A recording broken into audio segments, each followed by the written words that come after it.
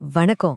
நம்ம எல்லாரோட பரபரப்பான குடும்ப வாழ்க்கையிலயும் நாம ஒண்ணு நினைப்போம். ஆனா நடக்கிறது வேறொன்னா இருக்கும். இதுக்கு நடுவுல ஒரு பெரிய போராட்டமே நடக்கும் இல்லையா? அமைதியான, சந்தோஷமான ஒரு வாழ்க்கை வாழணும்னு நம்ம எல்லாருக்குமே ஆசை. ஆனா அது ஏன் சில சமயம் அவ்ளோ கஷ்டமா இருக்கு? வாங்க, இதுக்கான காரணங்களையும் ஒரு தெளிவான தீர்வையும் இந்த மூல ஆதாரங்கள வச்சு நம்ம விரிவா பார்க்கலாம். இந்த கேள்வி நம்ம எல்லாருக்குமே பொருந்தும் இல்லையா? காலையில சீக்கிரமா எழுந்திருக்கணும்னு நினைப்போம். ஆனா அலாரத்தை ஆஃப் பண்ணிட்டு இன்னும் கொஞ்ச நேரம் தூங்கிருவோம். குழந்தைங்க கிட்ட கோவப்படவே கூடாதுன்னு உறுதியா இருப்போம். ஆனா ஏதோ ஒரு சின்ன விஷயத்துக்கு நம்மையும் மீறி கோவம் வந்துரும்.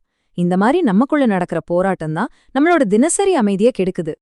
அப்போ இந்த பிரச்சனைக்கு மூல காரணம் என்னன்னு பாத்தீங்கன்னா, நமக்குள்ளேயே ரெண்டு பெரிய சக்திகளுக்கு நடுவுல ஒரு அமைதியான யுத்தம் நடந்துட்டே இருக்கு. ஒரு சக்தி நம்மள அறியாமலேயே ஒரு பக்கம் இழுக்கும், இன்னொரு சக்தி இதான் சரி, இப்படிதான் போகணும்னு நமக்கு வழிகாட்டும். இந்த ரெண்டுக்கும் நடுவுல மாட்டிட்டு தான் நம்ம தவிக்கிறோம். சரி வாங்க, இதை இன்னும் கொஞ்சம் சிம்பிளா புரிஞ்சுக்கலாம். இந்த ரெண்டு சக்திகளை பழக்கம், விளக்கம்னு சொல்லலாம். பழக்கம்னா என்ன?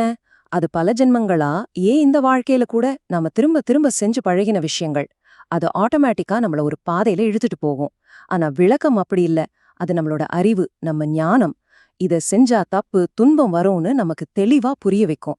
இந்த பழக்கத்துக்கும் விளக்கத்துக்கும் நடுவுல நடக்கிற இந்த இழுபறி தான் நம்ம மன அமைதியை குலைக்குது. இந்த பழக்கம் ஏன் இவ்ளோ வலிமையா இருக்கு? இது எங்கிருந்து வருது? இத புரிஞ்சுக்க நம்ம மனச ஒரு கம்ப்யூட்டர் சாஃப்ட்வேர் மாதிரி கற்பனை பண்ணிக்கோங்க. பல தலைமுறைகளாகவும் இந்த வாழ்க்கையிலையும் நாம பதிஞ்ச எண்ணங்கள், செயல்கள் எல்லாம் சேர்ந்து ஒரு ஆழமான புரோகிராமா நம்ம மனசுல ஓடிட்டு இருக்கு. இந்த கண்ணுக்கு தெரியாத புரோகிராமிங் தான் நம்மள இயக்குது. இதத்தான் நம்ம ஊர்ல வினைப்பதிவுகள் அல்லது கர்மான்னு சொல்றாங்க. கர்மானா உடனே பயப்பட தேவையில்ல. அது ஒன்னும் மர்மமான விஷயம் கிடையாது. ரொம்ப சிம்பிளான ஒரு விதிதான் அது. காரணம் மற்றும் விளைவு. அதாவது நாம செய்யற ஒவ்வொரு செயலுக்கும் ஒரு விளைவு உண்டு. அந்த விளைவுகள் நம்ம மனசுல ஆழமான பதிவுகளா உருவாகுது.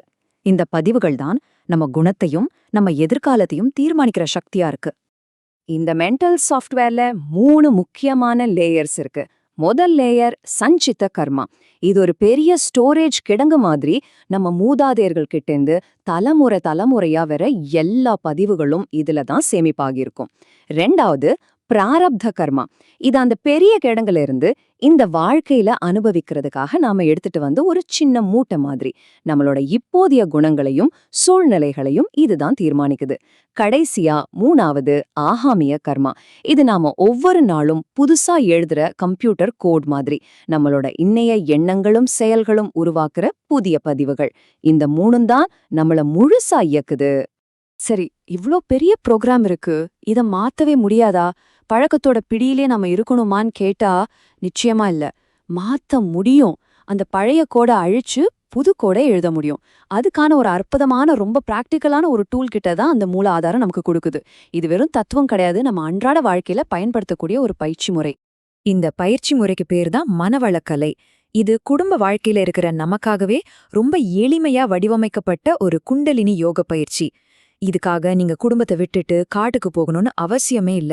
நம்மளோட அன்றாட வேலைகளை செஞ்சுக்கிட்டே நம்ம மனச வளப்படுத்தி வாழ்க்கையே ஒரு கலையா மாத்துறதுக்கு இது உதவுது. இந்த டூல்கிட்ல 5 முக்கியமான கருவிகள் இருக்கு. முதல் கருவி எண்ணம் ஆராய்தல். இது நம்ம மனசு எங்கெங்கெல்லாம் ஓடுதுன்னு கவனிக்க உதவுது.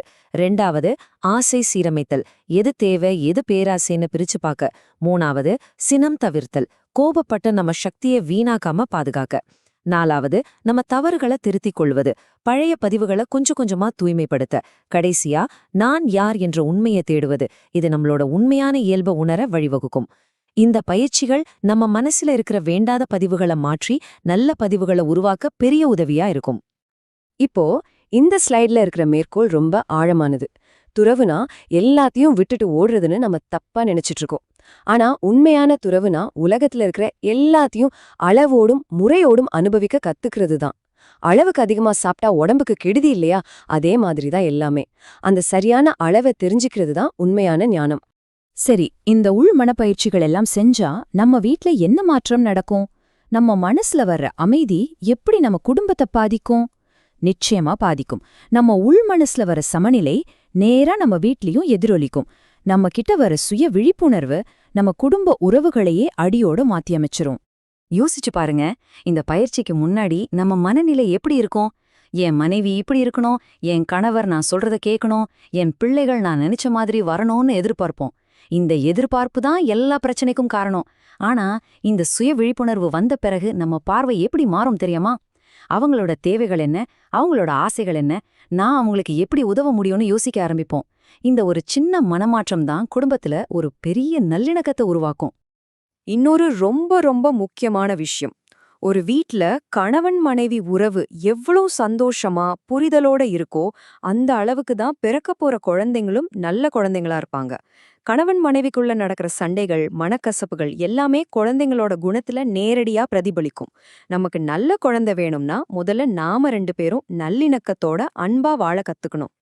அப்போ மொத்தத்துல நாம தெரிஞ்சுக்க வேண்டியது என்னன்னா, நம்ம அன்றாட போராட்டங்கிறது பழக்கத்துக்கும் விளக்கத்துக்கும் நடுவுல நடக்கிற ஒரு போட்டி தான். நம்மளை இயக்குறது கண்ணுக்கு தெரியாத கர்ம புரோகிராமிங். ஆனா மனவிளக்கலை மாதிரியான எளிமையான பயிற்சிகள் மூலமா நம்ம மனச நாமளே ரீப்ரோகிராம் பண்ணி உள்ளுக்குள்ள அமைதியை அடைய முடியும். அந்த உள்மன அமைதி நிச்சயம் நம்ம குடும்ப வாழ்க்கையிலயும் ஒரு பெரிய நல்லிணக்கத்தை உருவாக்கும். இந்த விளக்கத்தோட இறுதியில உங்களுக்கான ஒரு சின்ன கேள்வி. இன்னைக்கு உங்க வீட்ல இன்னும் கொஞ்சம் அன்பையும் சமாதானத்தையும் கொண்டு வர நீங்க உணர்வுபூர்வமா எடுக்க போற அந்த ஒரு சின்ன முடிவு என்ன?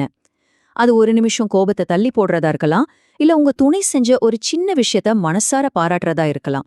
சின்ன சின்ன தொடக்கங்கள் தான் பெரிய மாற்றங்களுக்கு வழிவகுக்கும். சிந்திச்சு பாருங்க. வாழ்க வளமுடன்.